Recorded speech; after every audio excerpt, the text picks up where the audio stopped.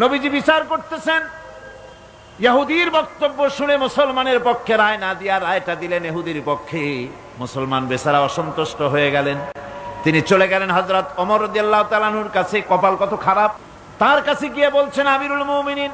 তিনি তো তখন আমিরুল মুমিনিন হন নাই, যে বলছেন ভাই ওমর, একটা বিচারের সানি করার জন্য আসছি। বলে সানি আসছো আমার কাছে? পয়লা গেছিলা কার কাছে? গেছিলাম মুহাম্মদ সাল্লাল্লাহু আলাইহি ওয়াসাল্লামের কাছে। দেখেন অবস্থাটা। সবকিছু শুনে মিলে আমি মুসলমান, চান্দা দেই, জিহাদের পয়সা দেই, সাথে সাথে থাকি, জামাতে নামাজ পড়ি, জিহাদের ময়দানে যাই। বিচারটা আমার পক্ষে না হয়ে রাসূল ইহুদির পক্ষে রায় দিয়ে দিলেন, এটা একটা কথা হইল নাকি? আপনি বিচক্ষণ মানুষ, সবকিছু শুনে মিলে আপনি বিচারটার সানি করে দেন। হযরত ওমর বলেন, বাবাজি অপেক্ষা করো, আমি তোমার বিচারের সানি করতেছি, দাঁড়াও। হযরত ওমর ঘরের মধ্যে ঢুকলেন, তরবারি নিয়ে আসলেন। খাপের থেকে তরবারি বার করে হযরত ওমর বলেন, যেই ব্যক্তি আল্লাহর নবীর ফয়সালা করার পর তা মানতে পারে না, তার সানি করতে আসে, তার ফয়সালা তো এই রকম করে করে দিতে হয়।